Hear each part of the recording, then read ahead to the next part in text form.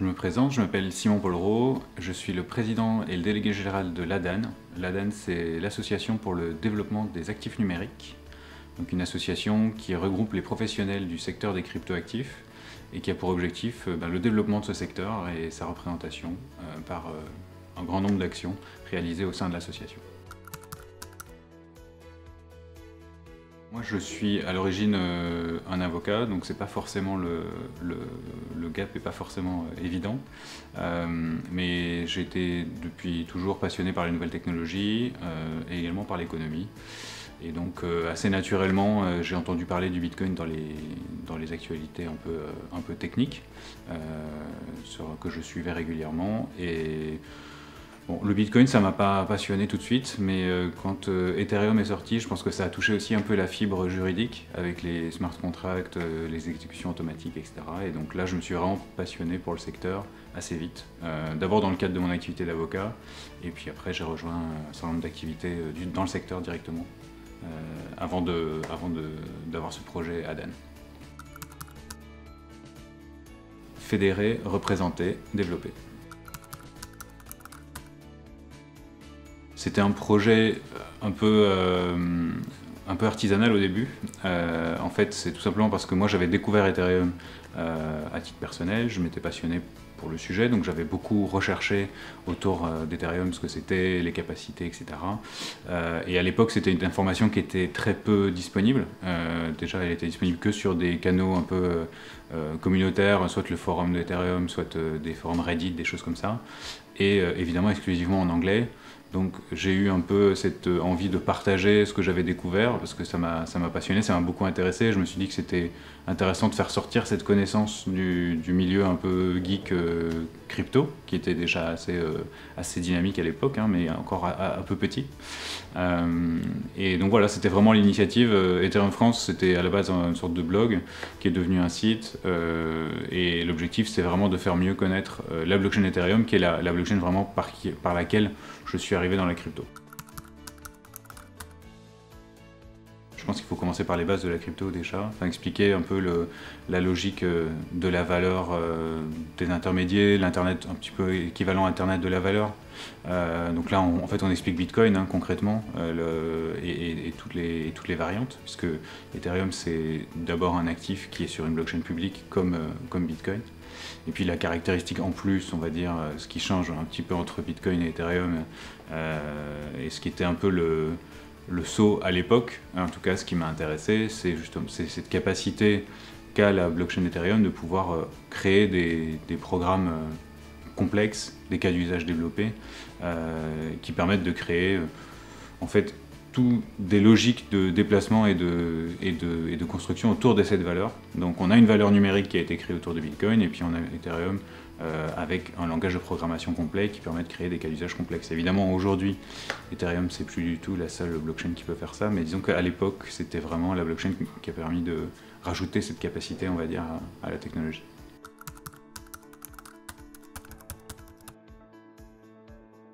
Alors, je suis passé par Consensus, donc alors pas tous. Il y a un certain nombre de rédacteurs d'Ethereum France qui ne sont pas passés par Consensus. Sachant qu'aujourd'hui, Ethereum France, en fait, ça s'est un peu formalisé. Enfin, en parallèle, moi j'avais lancé ce site Ethereum France, et puis il y a eu cette association A7 qui a été cofondée en juin 2016. Et en fait, on a fini par fusionner les deux. Donc aujourd'hui, Ethereum France, l'A7 s'est renommé Ethereum France. J'ai fait don en fait du site à l'association, parce que j'ai d'autres fonctions et d'autres activités aujourd'hui qui font que j'ai plus le temps évidemment de m'occuper du site. Et donc c'est une communauté, donc c'est beaucoup plus large évidemment que les personnes qui ont créé Ethereum France au départ, le site. C'est-à-dire, enfin, c'est à moi en fait, avec quelques autres personnes qui m'ont aidé à la rédaction. Mais concrètement, c'est clair qu'un grand nombre de personnes de la communauté Ethereum sont passées à un moment par Consensus. Quand ils ont ouvert leur bureau en France, à un moment donné, ils avaient plus de 50 employés, ce qui dans la communauté Ethereum déjà représente une bonne fraction évidemment. La communauté Ethereum, alors moi je suis beaucoup moins impliqué là-dedans maintenant depuis que j'ai lancé l'ADAN évidemment. C'est une communauté qui est par nature assez ouverte, c'est une communauté blockchain un peu classique, je dirais. C'est toujours un petit peu facile de rentrer dans ces communautés-là. C'est un peu une de leurs caractéristiques. Donc oui, c'est assez simple de rentrer.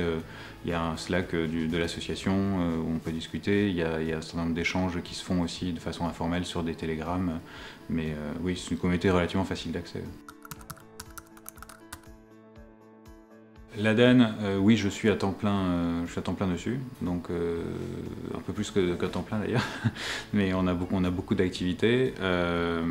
Donc concrètement, on est maintenant une équipe de 4 personnes qui travaillons. Alors il y a une personne à mi-temps et les autres à temps plein.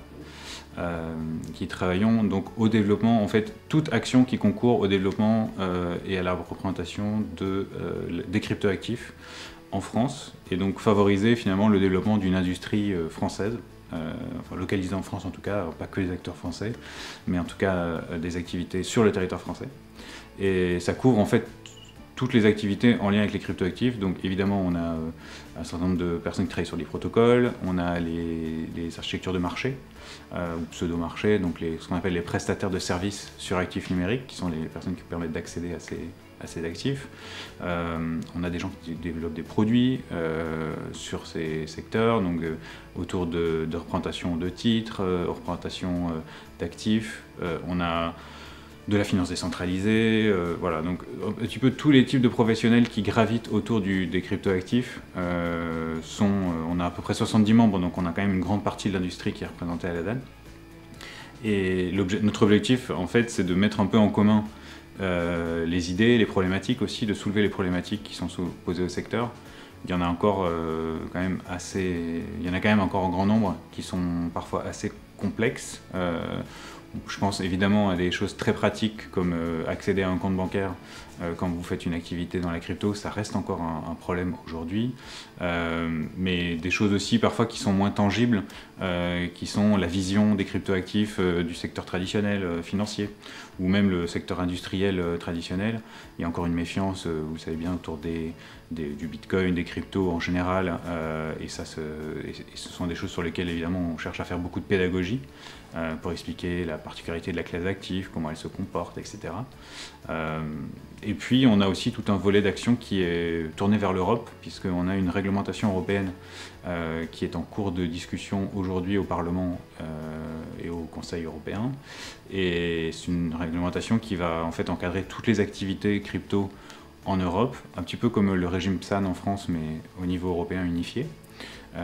Et qui régule aussi les stablecoins et les émissions de tokens. Donc on a vraiment quelque chose d'assez englobant et qui n'est pas forcément... disons que toutes les dispositions du texte ne nous plaisent pas forcément, évidemment, donc on fait pas mal de commentaires, on réfléchit beaucoup en ce moment autour des sujets stablecoin et finances décentralisées, qui sont des sujets assez clés en termes de développement, où il se passe beaucoup de choses, et pour le coup, et sur lesquels en fait, la réglementation européenne n'est pas très positive, elle est plutôt défensive. Donc voilà, on essaie de faire un peu évoluer tout ça. Donc on a une action de lobbying qui est vraiment plutôt technique autour des sujets, une action de pédagogie, et puis on aide aussi nos membres, et ça c'est important, à mieux comprendre le contexte dans lequel ils évoluent. On les informe sur les actualités réglementaires. Évidemment on n'est pas conseil, on n'est pas avocat, donc on ne fait pas du conseil personnalisé, mais on leur donne un peu une information prédigérée sur les choses, voilà, les grandes actualités de l'écosystème, sur des domaines où ils n'ont pas forcément ni les ressources, ni l'intérêt d'ailleurs pour creuser, et nous c'est un peu notre métier de faire ça pour eux, quoi. Donc là, on fête ses 1 an, c'est vrai, après une année un peu particulière, la première année, puisqu'on a été confinés quelques semaines après avoir démarré l'activité.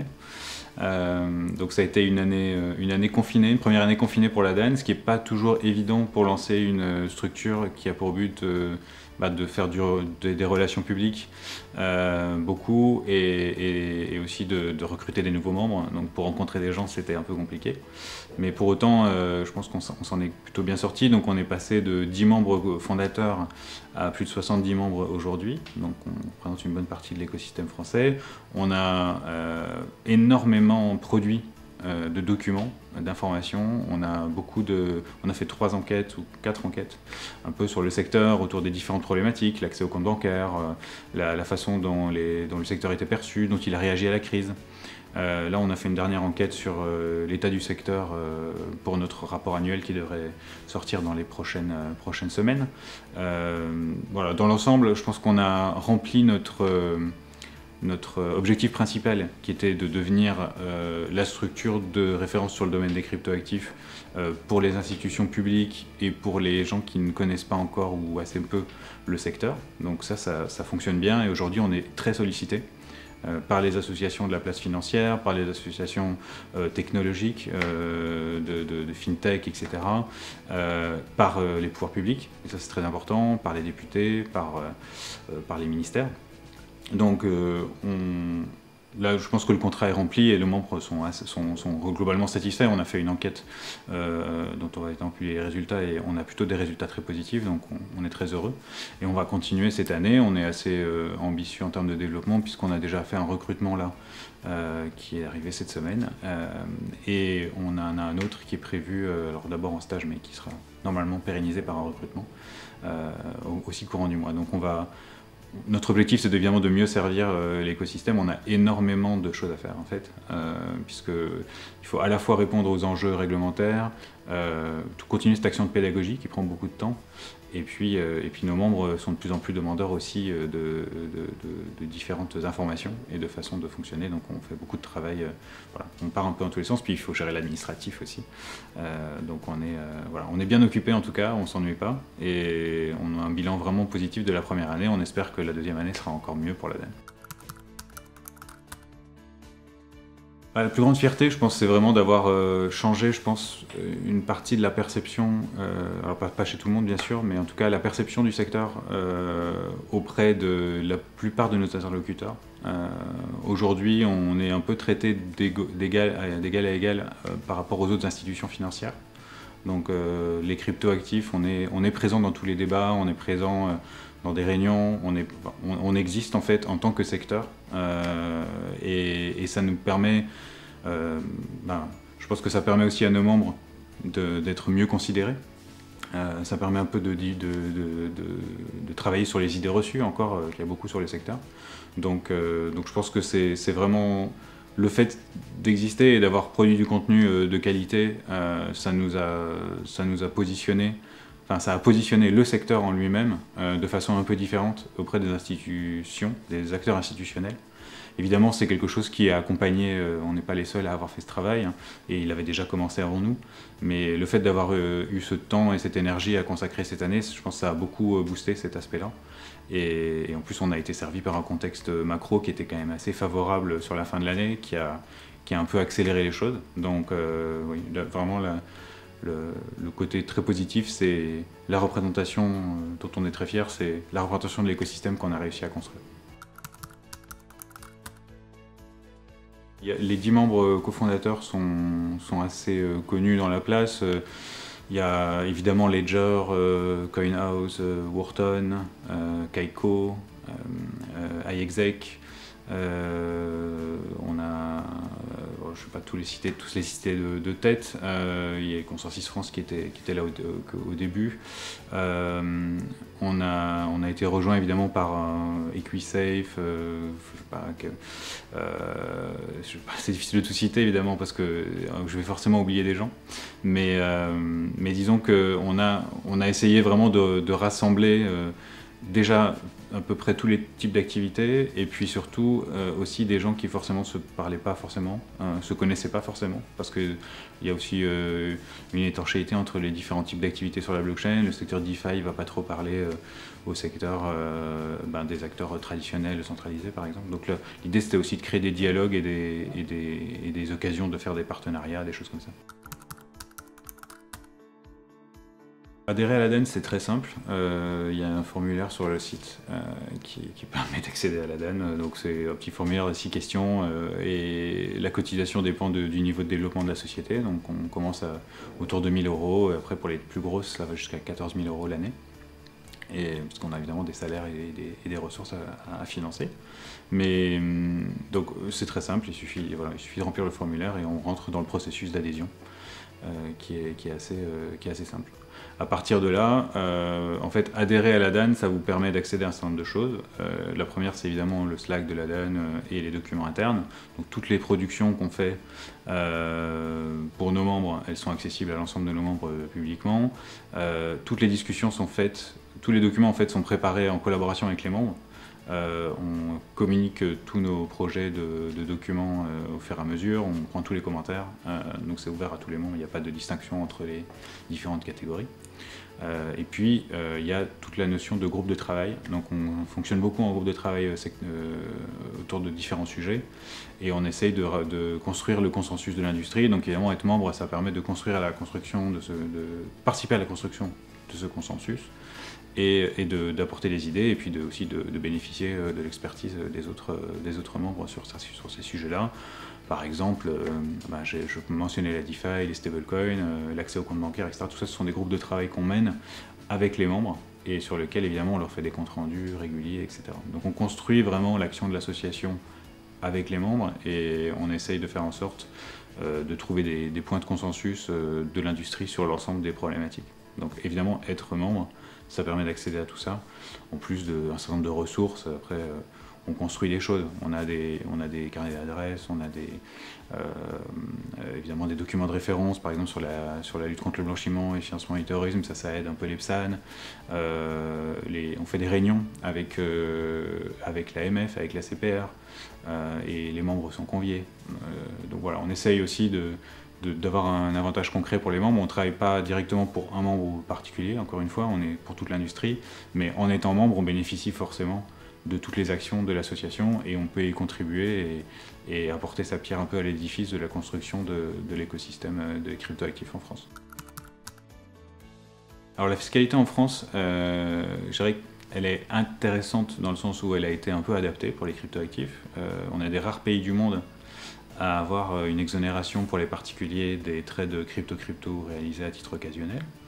Ça permet beaucoup moins de prise de tête que si vous êtes dans un pays où tous les trades sont taxés immédiatement, comme par exemple les États-Unis ou la plupart des autres pays.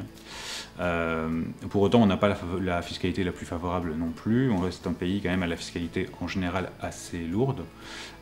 Et on va dire que les cryptoactifs n'y font pas exception. On n'a pas de régime d'exonération pour détention à long terme, on n'a pas de régime, on n'a pas de régime de faveur particulier. En fait, on est taxé comme des titres classiques, des plus-values sur actions, des choses comme ça, sont taxés aussi à 30% comme les cryptoactifs. Et ça, c'est pour les particuliers. Il y a quelques problèmes aussi en termes de modalités déclaratives, etc. C'est pas toujours facile quand on fait beaucoup d'opérations sur l'année, donc je dirais qu'il est perfectible. Après, on a quand même un régime qui est spécifique pour les cryptos, et ça, c'est quelque chose d'assez intéressant, qui montre aussi un intérêt de l'État pour le secteur.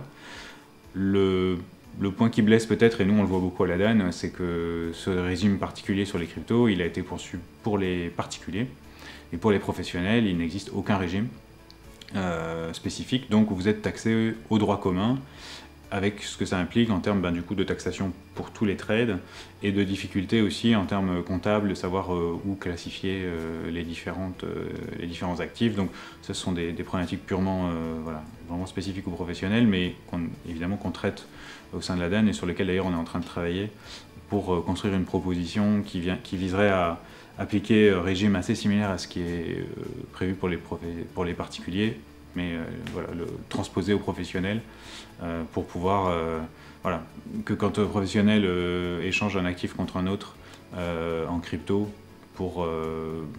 parfois vous avez des produits de DeFi notamment, où quand vous mettez vos actifs quelque part, vous recevez un autre token, ça pour l'instant c'est considéré comme un échange.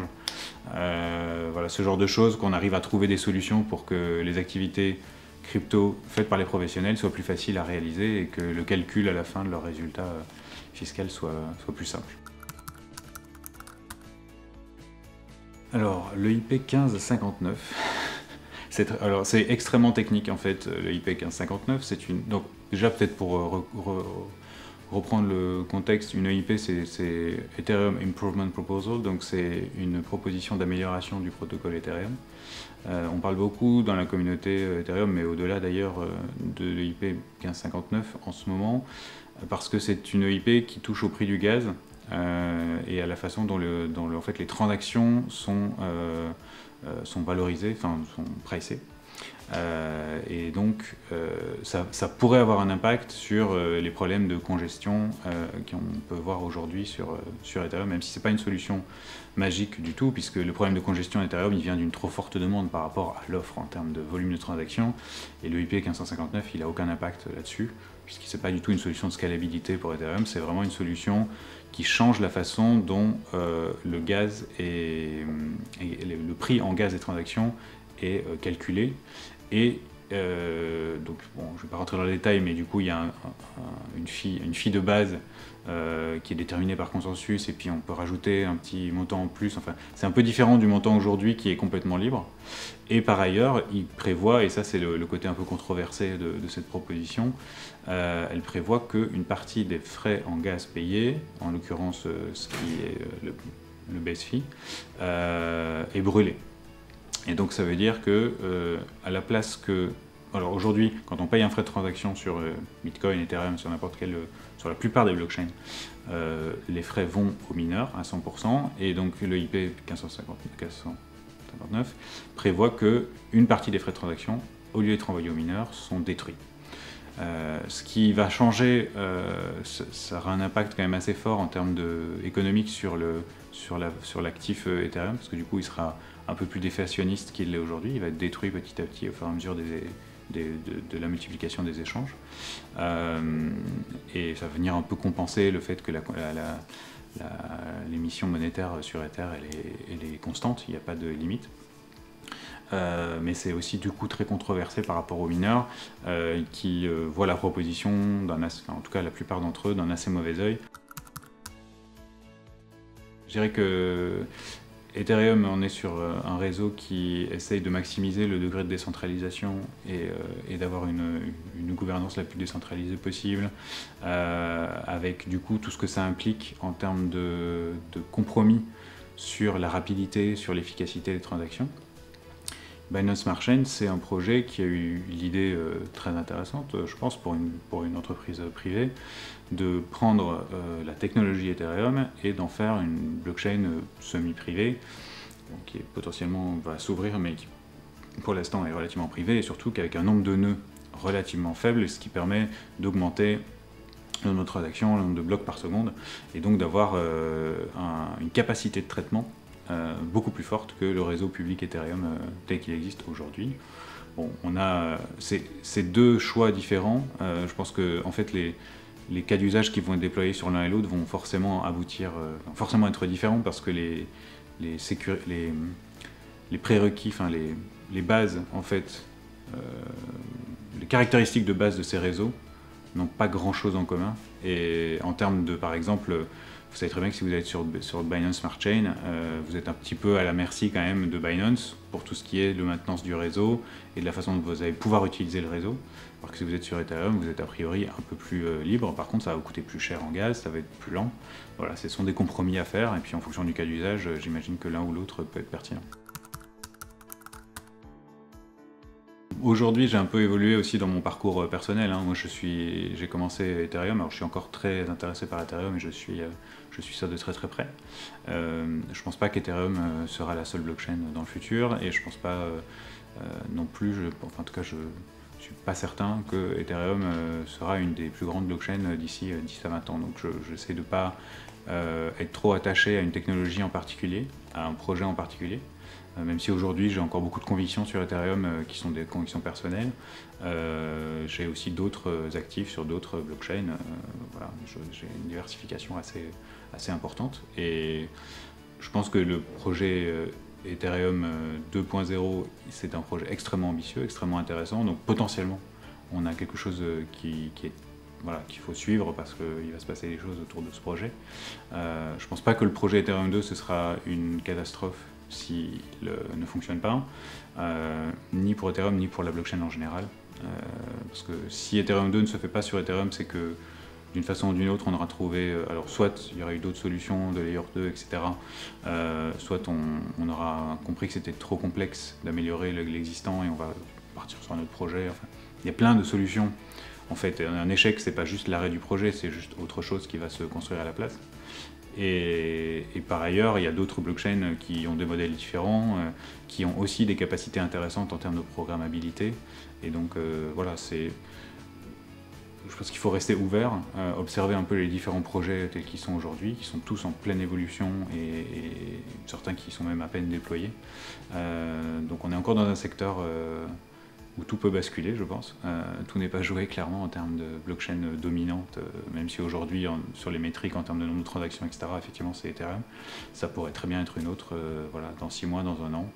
Donc voilà, je ne pense pas que ce soit une véritable catastrophe si Ethereum 2 ne sort pas.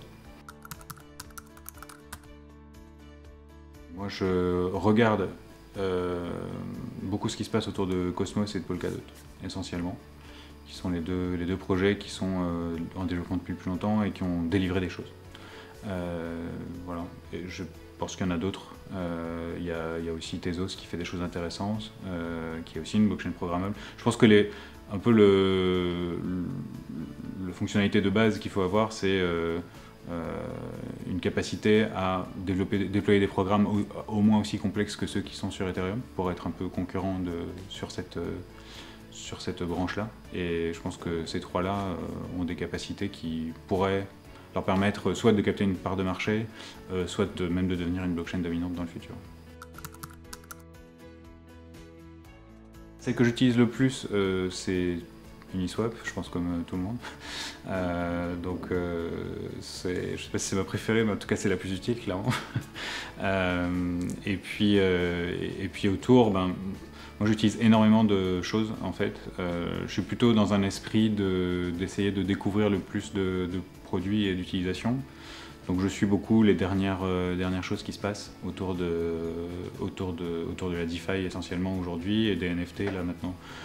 C'est un domaine qui est en train d'exploser complètement sur Ethereum, mais pas que, sur les blockchains en général. Là récemment j'ai suivi un peu le projet StakeDAO, qui est une espèce d'agrégateur de différents protocoles, donc qui permet d'accéder plus facilement à un certain nombre de protocoles de finance décentralisés. Je suis aussi SushiSwap qui est assez intéressant en termes de concurrence par rapport à Uniswap. Maker je l'utilise beaucoup. J'ai un certain nombre de vaults ouverts et donc je me sers assez fréquemment. Aave aussi, c'est une façon de faire du yield sur les cryptos. C'est difficile d'en sortir un en particulier. Je pense que là on est vraiment dans une période un peu d'explosion cambrienne de cas d'usage, avec des cas d'usage qui se créent, des nouveaux cas d'usage qui se créent, puis des cas d'usage qui utilisent ce nouveau cas d'usage pour en créer un nouveau, etc. C'est un peu le côté intéressant évidemment de l'ouverture sur la blockchain et de la composabilité des différents protocoles. Donc voilà. J'ai pas de protocole préféré malheureusement, mais je pense qu'il se passe énormément de choses intéressantes dans la DeFi et qu'il faut surveiller un peu tout ça. Oui et non, en fait les frais de gaz élevés c'est un indicateur positif d'une certaine façon, puisque ça veut dire qu'il y a une demande forte en fait, puisque la façon dont le gaz fonctionne, c'est que plus de personnes souhaitent réaliser des transactions au même moment sur la blockchain, plus le prix en gaz va monter, parce qu'en fait c'est une compétition pour rentrer dans le prochain bloc. On a un maximum,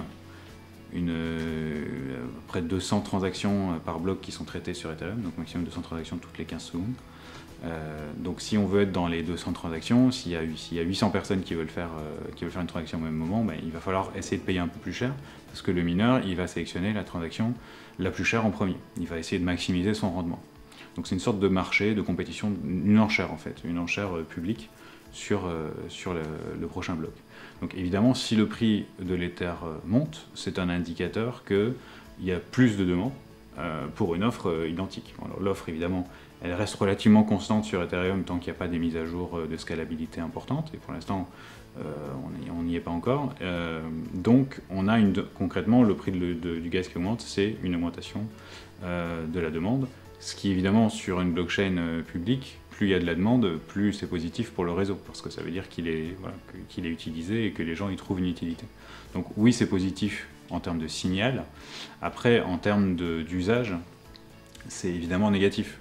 Et ça a sorti du marché sorti l'utilisation d'Ethereum à un grand nombre de personnes qui n'ont pas les moyens, tout simplement, de dépenser des fortunes pour déployer leur cas d'usage. Et il y a un certain nombre de cas qui étaient non financiers d'usage de la blockchain. On pense au DAO, on pense à des solutions de vote, des solutions comme ça, ou peut-être simplement des jeux, où ça devient un peu absurde d'aller payer 50, 100, 200 $ de transaction parfois pour une transaction, parce qu'il y a une congestion particulière, alors que la transaction en elle-même n'a pas de valeur financière pour la personne qui l'envoie.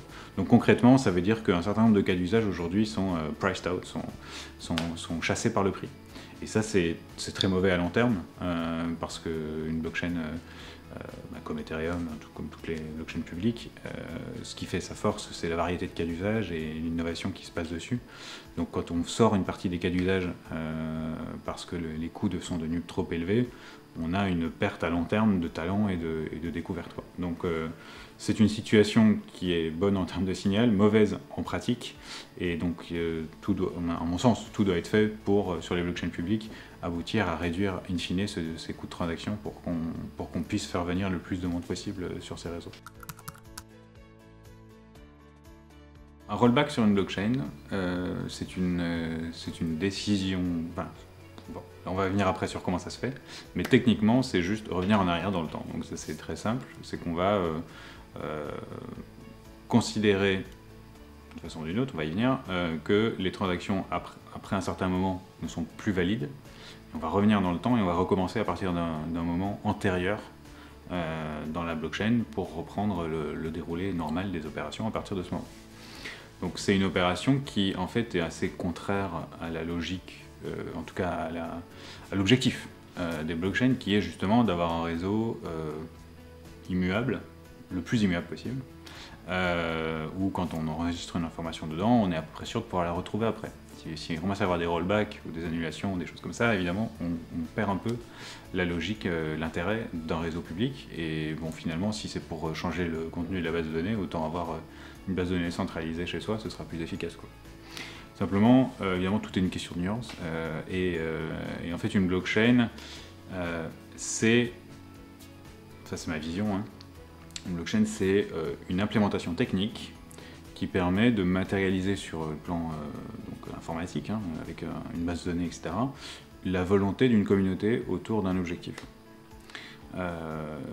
En l'occurrence, autour de la création de valeur, puisque c'est ça l'objectif d'une blockchain, c'est de pouvoir créer des actifs uniques numériques, quand même, c'est le principe de base. Mais ensuite, toutes les caractéristiques autour de la blockchain, elles sont le fruit du consensus entre les différentes parties prenantes à cette communauté. Donc sur Bitcoin, on a le Bitcoin, il y en aura 21 millions, ce sera une émission selon telle courbe, il y a telle caractéristique technique, et quand on veut rajouter des choses, il faut trouver un consensus à la communauté pour que ce soit accepté, pour rajouter, je sais pas, un opcode qui permettra de mieux utiliser Lightning Network, etc., etc. Bon, ce sont des améliorations de consensus. Donc on a besoin de faire un peu de politique, et on l'a vu plusieurs fois dans la vie de Ethereum et dans la vie de Bitcoin et dans la vie de toutes les blockchains publiques, que c'est pas toujours facile de trouver des consensus et qu'il y a des débats autour de quelle est la meilleure façon en fait d'obtenir le résultat qui est à peu près celui de tout le monde, qui est que la blockchain fonctionne bien et que tout le monde puisse l'utiliser. Et c'est des débats qui portent sur les fonctionnalités, qui portent parfois, et c'est là qu'on vient au point, sur le contenu de la blockchain, et parce qu'il s'est passé quelque chose qui techniquement était juste, en tout cas qui techniquement s'est réalisé parce que le code le permettait, mais qui peut-être était contraire à l'objectif, ou en tout cas pour certains, était contraire à l'objectif de la blockchain initiale. Et dans ce cas-là, on a des débats qui se créent. Alors parfois ça peut aller très rapide parce que c'est une urgence. Je pense notamment au bug, je ne sais plus comment il s'appelait exactement, mais le bug sur Bitcoin en 2014 qui a entraîné la création de plusieurs milliards de Bitcoin d'un coup. Évidemment, c'était assez évident pour tout le monde que c'était pas le comportement voulu, et donc assez vite on a fait un rollback de la chaîne et on a annulé la transaction et on a fait une mise à jour des nœuds, etc. Et ça s'est coordonné assez vite autour de la communauté. Pourquoi on peut le faire? Parce qu'en fait une communauté autour d'une blockchain, elle peut en fait faire le choix qu'elle veut.